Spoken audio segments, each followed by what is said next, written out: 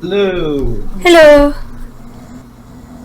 In short, are you familiar with the game, A Plague Tale? No. No. Shit.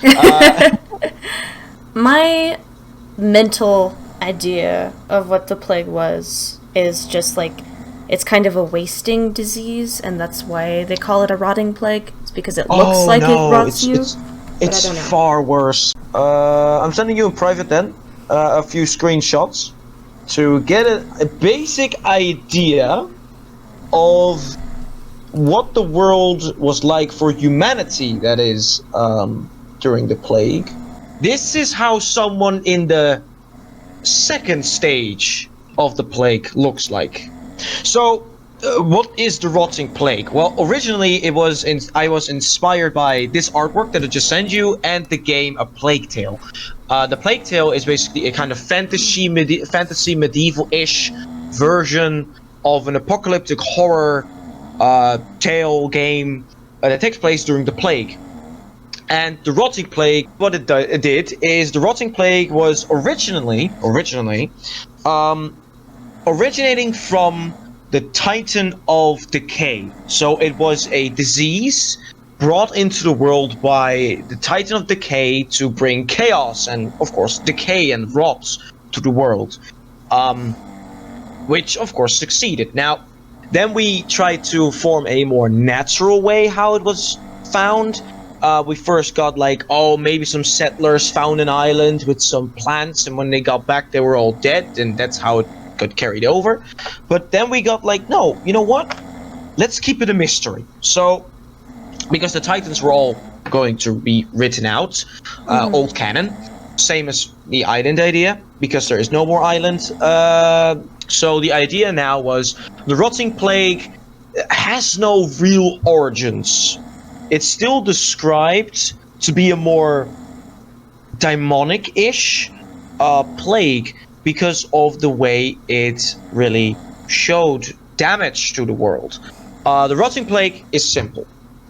If, for example, you, a human, have a farm with cows, a dog, and a family, you're like, okay, fine. And suddenly your crops are all going to be eaten by rats. And not just one rat, no, like hordes of rats, like tens and like hundreds of them, right? And they begin to attack, literally attack your animals, eat your crops.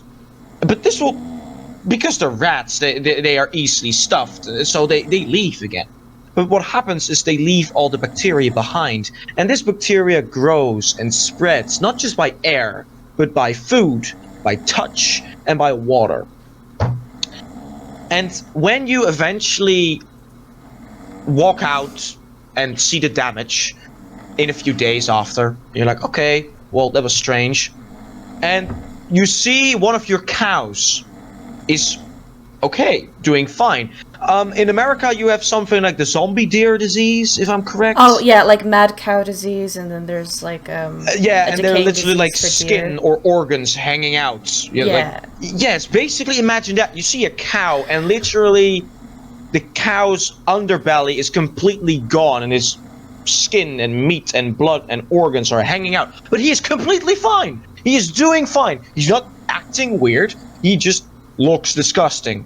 And then the third day, you see his bones. You see his actual bones. Like meat has fallen off. Like it's as if the meat is dripping off his flesh. And he's still okay. And on the third day, when you look, he literally, while walking, falls apart and dies. Now, you're like, okay, that's not normal. And then you look at your crops, and all your crops are rotting. And then you look at the water, and the water is looking poisonous, and it's having this like odor coming from it, like it's not healthy. You can't see it, but you know it's not healthy. But of course, you need water from the well, and you drink it, and you feed it to your family. And then next day, you have, on the first stage, all these red rashes on your arms, and you're like, okay, it's just a little disease. Just put some medicine on it. Some water, wash myself in the river, I'll be fine. Second day, meat hanging off. You see your fucking meats, and you see your tissue and your muscles pulsing in your arm. You're like, okay, this is abnormal. Third day, just like the cow, your fucking meat falls off, and eventually in the last stages, in the last 3 hours before you literally fall apart, you feel everything. So in the last 3 hours, there's unbearable torturous pain because, well, you have meat falling off your body. You are literally rotting from the inside. The rotting plague touches and kills everything it finds, except, of course, insects and rats. Rats, there is still no clear indication how they are not dead. Maybe because they are the carriers, and so the bacteria they have with them bring them over. But what eventually happened is 90%, I'm not kidding, 90% of the human population in Hadriana died out. It was a 20-year-long plague that basically killed off 90% of humanity in the north western parts of basically the continent. And hence why there's no more outside structures. The capital is reduced to a mere small town, and that's where all the humans live. The rotting plague is, simply put, a excuse to answer the question as to why is every faction so small? Why are we in all these small kingdoms? Well, that's because the rotting plague killed everything else off, and the survivors came to the capitals, and the capitals survived.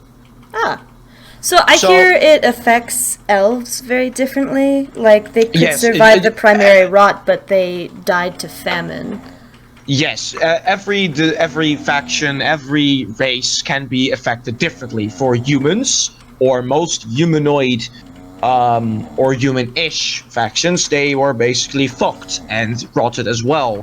Dwarves, as far as I know, just sheltered themselves from the world and just hid themselves in their mountain, which made them untouched, as well as they are basically made out of half stone. Well, okay, so this gives me an idea. So obviously we want every faction to be affected by this disease to explain their size. And so you mentioned the like mad deer disease, and kind of it is a wasting disease. And I know that, you know, being the tieflings, is that these tieflings, they are more structured towards like the faunus and more deer-like creatures.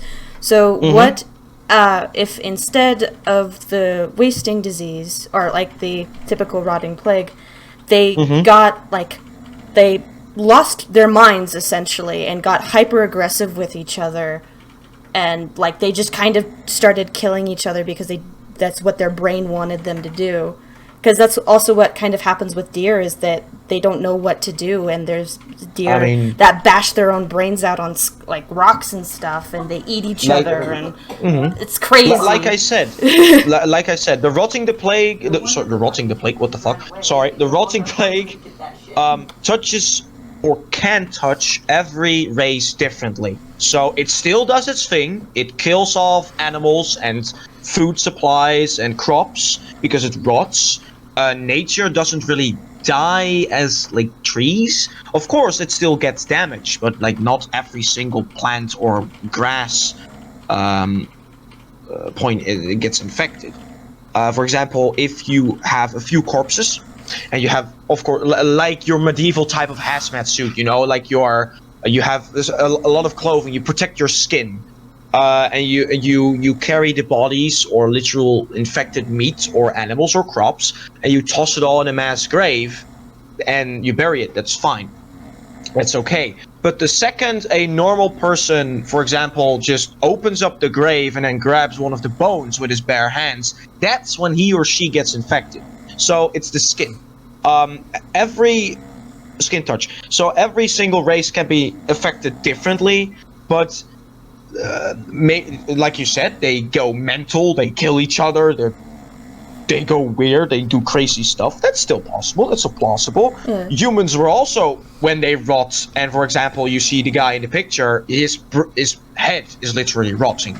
Yeah. which means that his brain is also not at 100% Yeah. functionality. Because that was my thought, So- is instead of... Because the tieflings, kind of like the elves, they are going to have this magicness to them, like, just genetically. That would Yeah. probably protect their bodies, but their softer tissue, like their eyes and their brains and, like, their organs, wouldn't fare so well. And so their brains would literally be rotting inside of their skulls, is my thought. That's still a wonderful, dark, horrible way to die, which I'm a fan of. Yes, so it fits the plague well. It fits the plague well, and like I said, you can make like an alternate version of the plague, like it damaged your nation differently, but it is still mainly used as an excuse to the question, why are all the factions so small? Well, that's because there was a plague that raged on for 20 years around the continent, killed off most of the population of the world, just like the Black Plague did to Europe. And here we are. This is the aftermath. I don't know if you have written it down, but of course the server starts in the year 1145. Before the server starts, the end of the plague is 7 years earlier, which means the plague ends in the year 1138. The plague started in 1118, raged for 20 years, everything broke, everything shit, everything done. 7 years, and in those then 7 years of nothing. In those 7 years, you had basically everything that was abandoned eventually decayed away, like buildings and ruins. They were either scrapped because the capital was going to use the materials. For example, if you see a barn, but you know that some houses in your capital need more building materials, but you can't get those anywhere because, well, the plague killed off everything. You just destroy the barn and bring those stuff to the capital. That's what Hadriana did. And so not many structures remain, not many places remain besides some ruins of like castles and stone buildings, because, well, stone was not as easily decaying, of course. But in those 7 years, everything was cleaned up, was either decaying away, not because of the plague, but because over time and nature, and that's it. In Hadriana, this is just a fun thing, in Hadriana, you still, somewhere, you just have to look for them, somewhere in Hadriana, you still have places where there is signs of the plague that was once there. So, for example, in one of the forests, which is just an idea that we're might gonna build, we have this giant, open, mass grave that was never closed, so you still have those, like, bacteria swarming around the grave of, like, decayed bodies and meat and bones of the plague from 7 years earlier. So that's basically how it all started. So again, to get to my point, it is an excuse for why we are so small, and you can go crazy with it. You know what it does, you know the origins. The origins are unknown. The humans blame the elves blame the humans. It's like everything blames something. And in the religious part, for example, the humans see it as a punishment from their god, like they did something bad, while in reality, in the original stuff, it was like a secret disease that was made by one of the evil gods. What you also can do is that you guys, for example, blame the elves. Just an example, blame the elves for they created something with magic, and this magic broke free and caused the rot. You can even give it a different name in your language or culture, whatever you like, a different description. But it is mainly called, in the common tongue, the rotting plague. So Yeah. there you go. Because my thought is that they wouldn't necessarily blame it on the elves, but they would. The way that they would happen is because of their migration paths. Sure. They would have gotten it from the elves because they don't interact with the human city of Adriana much in their migration route. And that's so how they would be the like, virus spread. Yeah. we got sick from the elves, and so, you know, we're going to be upset because we got it from them, but we're not going to blame them for it. I mean, Sure. Like for example, the elves got infected because the plague raged on through nature, and eventually the nature reached their crops and their animals, and the animals reached, of course, the capital, and that's how the capital got in, or at least, yeah, the elvish nation. So because there's of course a giant mountain wall between the two factions, so you got to think like, how in God's name did the plague get on the other side of the mountain? Yeah. Well, that's because of animals carrying the disease. So, like I said, you do not feel the plague or that you are infected until you actually see its after effects on you. So, that's what made it so deadly. You do not see it. Like, you first think, it's fine, I'm just a little ill. Second stage, you actually see your fucking meat. And then the third stage, you see your bones and organs, and you're literally falling apart. And that's when you feel it, because there you go. So you would of course see, just like in real life, how that would be for the Black Plague. It was a literal apocalypse of zombie-like animals and humans walking around, begging everyone that is, well, healthy to either help them, cure them, you know, rid them from the pain. Yet you can't, because if you get close or touch them, you get infected yourself.